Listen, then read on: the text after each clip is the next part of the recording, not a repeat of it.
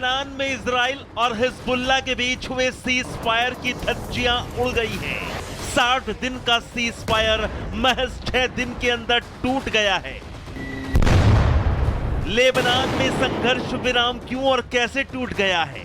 अमेरिकी राष्ट्रपति बाइडेन की मेहनत पर किसने पानी फेर दिया है? जी हां, लेबनान में 27 नवंबर को ही इजराइल और हिजबुल्लाह के बीच हुआ शांति समझौता अब खतरे में पड़ चुका है। इजराइल और हिजबुल्लाह ने एक दूसरे पर युद्ध विराम के उल्लंघन का इल्जाम लगाया है। हिजबुल्लाह ने सीज फायर को ताक पर रखते हुए इजराइल पर कई रॉकेट दागे। 60 दिन का सीज फायर लागू होने के बाद हिजबुल्लाह ने पहली बार इजरायली सेना पर निशाना साधा। लेबनानी आतंकी संगठन हिजबुल्लाह ने शांति समझौते को नजरअंदाज कर इजराइल के माउंट डोव पर हवाई हमला कर दिया। हिजबुल्लाह के इस अटैक से इजराइल का खून खौल उठा। इजरायली प्रधानमंत्री नेतन्याहू का गुस्सा 7वें आसमान पर है।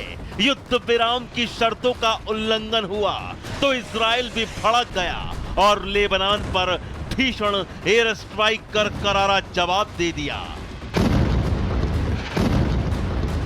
लेबनान में युद्ध विराम के बावजूद हिजबुल्लाह और इजराइल ने एक दूसरे पर ताबड़तोड़ बारूदी हमले किए हैं, जिससे 11 लोगों की मौत हो गई है। लेबनान में इजराइल और हिजबुल्लाह में 415 दिनों के भीषण युद्ध के बाद हुए सीज फायर पर इजरायली प्रधानमंत्री नेतन्याहू ने हिजबुल्लाह को 2 टूक चेतावनी भी दी थी कि अगर हिजबुल्लाह ने युद्ध विराम की शर्तों को तोड़ा तो फिर उसका अंजाम बुरा होगा और हिजबुल्लाह को सीज फायर के उल्लंघन की भारी कीमत अदा करनी पड़ेगी। बस हिजबुल्लाह की इसी हिमाकत के बाद सवाल खड़ा होता है कि क्या मिडिल ईस्ट में लेबनान को आतंकी संगठन हिजबुल्लाह ले डूबेगा? क्या लेबनानी आतंकी संगठन हिजबुल्लाह की हसरतें लेबनान को दुनिया के नक्शे से साफ करवा देंगी? हिजबुल्लाह आखिर कैसे बाज आएगा? क्या हिजबुल्लाह इजराइल को उकसाने का काम कर रहा है?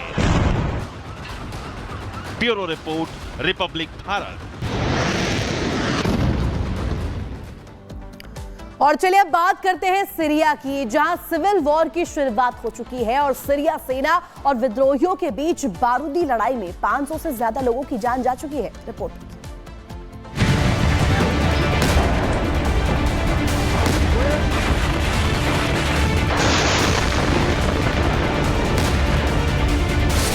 सीरिया में फिर से सिविल वॉर की शुरुआत हो चुकी है। सीरिया में असद सरकार की सरकारी सेना और विद्रोही आमने सामने आ चुके हैं।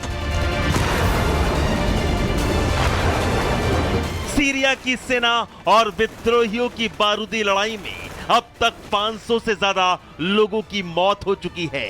बारूदी हमलों के बाद हजारों सीरियाई लोगों को मौत के डर से अपना घर छोड़कर भागना पड़ा है।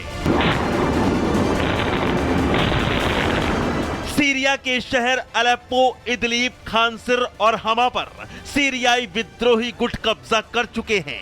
सीरिया की सेना विद्रोहियों को खदेड़ने के लिए उन पर ताबड़तोड़ हमले कर रही है।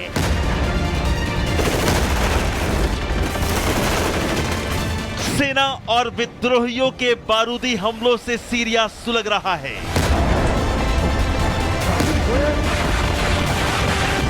सीरिया की लड़ाई में दुनिया की कई शक्तियां भी शामिल हो चुकी हैं। जंग का नया मैदान बन गया है मिडिल ईस्ट का सीरिया।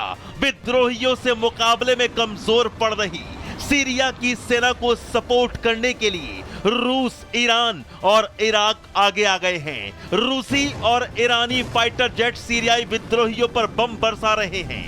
रूसी फाइटर जेट्स के हमले में इदलिब और हमा के ग्रामीण इलाकों में काफी तबाही मचाई है।